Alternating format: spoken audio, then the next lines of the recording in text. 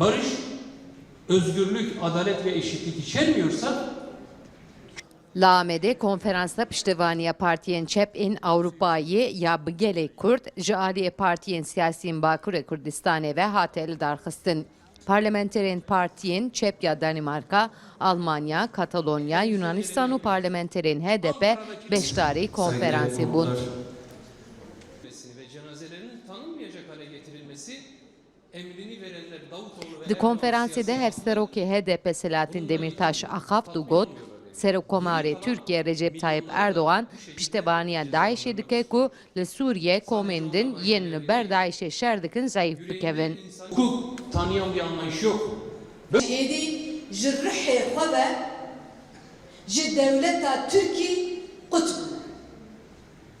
Piştî Cizîrê, piştî vehşeta Bodrum'a de, piştî Sûrê, piştî Silopya, em û devleta Türk xendek ketin navbêna me.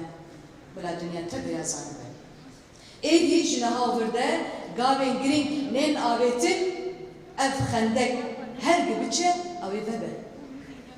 Mafê me jî heyî weke mafê îsana tevahî em qedera xwe bi destê xwe xêz bikin. Dass Erdogan einen Krieg gegen die kurdische Bevölkerung führt. Li ser navên Partiya Çep yên Awropa jî heserokê Partiya Çep ya Almanyaya axaf digot, partiyên Çep piştevaniya daxwaza xwe bibirina Kurdan dike û polîtîkaya Erdogan ya ku li Rojava û ya ku Bakur li ser Kurdan dimeşîne qebûl nake. Divê Erdogan xwe daxilê meseleya Sûriye neke. Heger Rûsya berdewam bike dibe ku di navbeyna Rûsya û Tirkiye de şerekî dest pê bike. Lê Tirkiye endamê NATO'ye. Ji ber wî Parlamentoya Awropa piştevaniya Tirkiye nake û wê destûrê nede ku şerekî pêk were.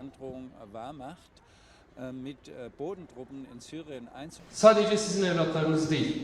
Onlar artık Di konferansê de malbatên ku 25 rojan di navçeya nav Sûrêde di şer de mabûn jî gotin gelê Kurd li Bakur li ber xwe didin. Lêbelê gelê Kurd li Bakur tenê maye. Divê Awropa zilma dewleta Tirkiye bibîne.